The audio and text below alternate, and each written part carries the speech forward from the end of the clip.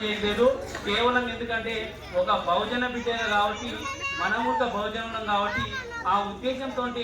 మన ఇంటి ఆడపిల్లలాగా మనస్ఫూర్తిగా స్వీకరించి ఆ చెల్లెకు మనం ఘనంగా సన్మానం అంటే శాఖలతో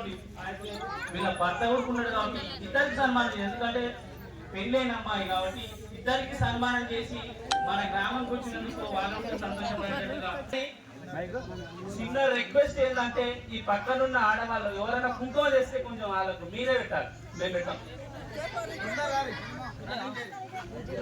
ఎందుకంటే